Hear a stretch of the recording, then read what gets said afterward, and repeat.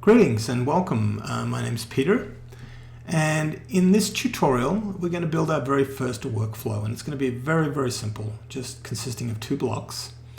And all we want to do is just send ourselves an email every minute. So we've started on in our workspace on our flows panel, which is this tab here. And so all we need to do is let's click on New Workflow. The first thing to do is to name our workflow. So we just click on the name and then we can rename it. So send email at intervals. Okay, so the next thing we want to do is we want to add our first block. And our first block can be, we'll start with the send email block. The first thing you want to do is change the name typically. So Untitled 9338 is not very interesting and very helpful, so let's just call this Gmail. We're using the Gmail send email operation, which is what I selected from the block selector. And the first thing we need to do is configure the block. Underneath the configuration, we have the results. So these are the results of the last run of this particular block. And there are no results here. Everything's empty, including things like timing, which would tell you the time that the block took to run. The logs and returns and exports are all empty. So let's go ahead and configure this block. So the first thing we're going to do is we want to configure our connector. And generally, within most blocks, you're going to have to configure the connector, which is your authorization to the Fusing platform to allow it to utilize your credentials to perform some action. So in this case, it's going to be to send an email. So I do have a connector already configured. So if I was to click here, then I'd be using this connector. But if I go back up to select connector, we get our chance to add a new connector. So we already have one called Gmail, which we would see in this connectors panel. But let's create a Gmail 2 connector. And we can call this anything we want. And this name will be the name that you'll be shown over in the connectors panel. And we might want to issue new credentials. Let's just say I was sending from a particular Gmail account, but I have 2 or 3 of them. You'd need a different connector for each Gmail address that you're sending from. So once we've keyed in the name, we are going to sign in with Google. So this is going to run the OAuth 2 flow for Google to give me permission to give Fusing permission to act on my behalf. So I'll click here, and that's going to it's going to pop up a new window. And I want to send, from Peter at Fusing with a Z. So you want to take a good look at this to look at the credentials that you are actually granting to the Fusing platform. And this is asking for send email on your behalf and see and edit your email labels. So I'm going to allow that, and that will generate the new connector. So that is the new authorization to send on my behalf. So for any of the fields that have a little question mark here, you can get more information about what you're supposed to put in here into the field by clicking here. Now we're not going to talk about these buttons here. So virtually every field you see can be turned into what we call an expression, and that's a little bit more advanced for this tutorial, so we're not going to deal with that. Suffice to say, you won't do any damage if you click here, you accidentally click here. To turn this into a non-expression again, all you need to do is delete what's here and you'll get the button back, and now you've got a regular text field in this case. So the from name, if we click here, is the actual name. So I'm Peter, so I'll just go Peter. And then in the next field, to, well, that could be the name. Let's find out. No, it's the email address we want to send to. So I'm going to send to peter@fusing.com. So I'm going to go over here, make sure that I have no email. I'll refresh. There's no chicanery or trickery going on. Don't have any emails in my inbox here. And let's just send test message and hello, how are you? So we also can optionally attach some attachments. This is again a little bit more advanced. We don't have anything to attach, so we're not going to use it. Do you see the word optional here? So the rest of the fields are mandatory, but this one's optional, so we don't need to put anything in here. So we're ready to test this block. So we're hoping that using this authorization and from Peter, we're going to send a message to peter@fusing.com, which is my email account up here, and with the word test message and hello, how are you? So let's run this block. By the way, we should start to see some values pop in here. So that didn't take too long. And so that sent the email, and you'll notice we've got a success.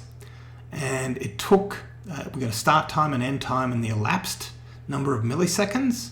So it took about 0.6 of a second, or 600 milliseconds, and was successful. So we see that we've got a test message here, which is exciting, but not really. So the next thing we want to do to complete the task that we assigned ourselves was we need to add a block that's a timer. And by the way, one thing that's come back here is now we've got a credits per run. So after you essentially run a test from end to end, it'll recalculate how many credits it will cost to run this particular workflow. So this is one, and many of the blocks are free, so most of the blocks are free, but there are a couple of premium blocks, and there are certain blocks that consume more resources, so we allocate a higher cost in terms of fusing credits to those blocks.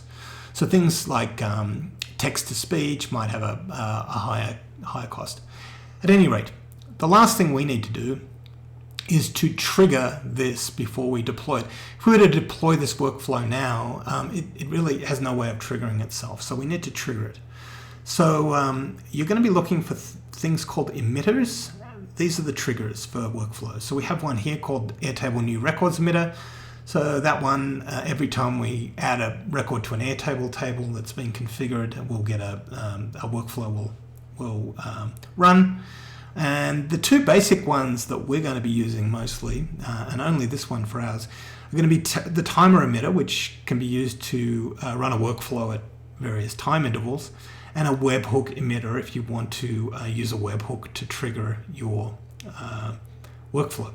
And with the webhook, we allocate an endpoint, which you can then use Postman or curl or any other tool. You might have Salesforce webhooking us to start a workflow. So we're going to use the timer emitter. So let's go ahead and rename that block as we normally customarily do, give it a nice name.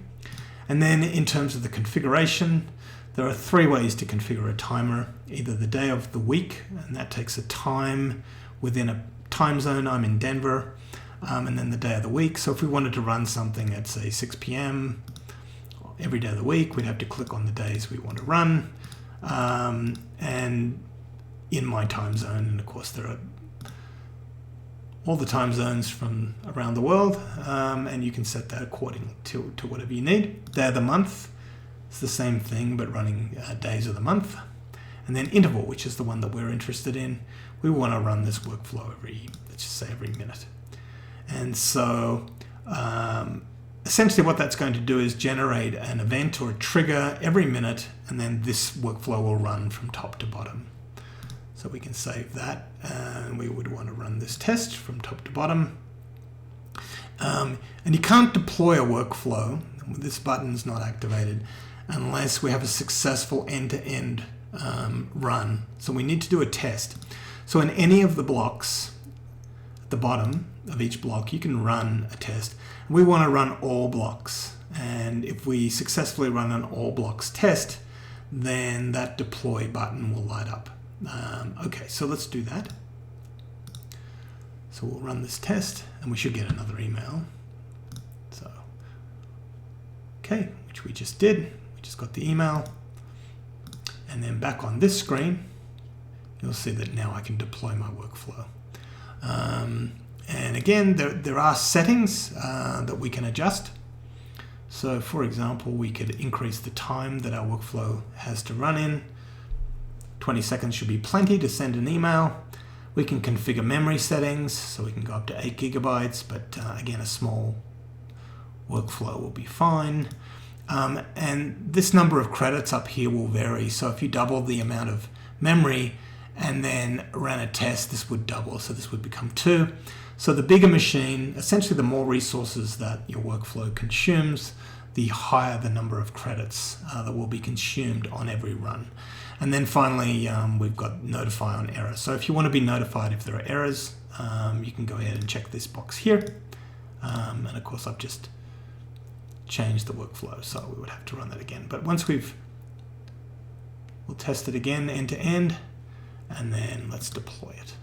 So once we click on deploy, this will be now deployed to run automatically, and then approximately every minute we should get an additional email. Okay, so we're not going to wait around. It takes a couple of minutes to warm up the workflow for you, and thereafter it will continue to run until you work on the workflow and redeploy in a different configuration. So that's the simplest workflow. Thank you for watching, and have a great day.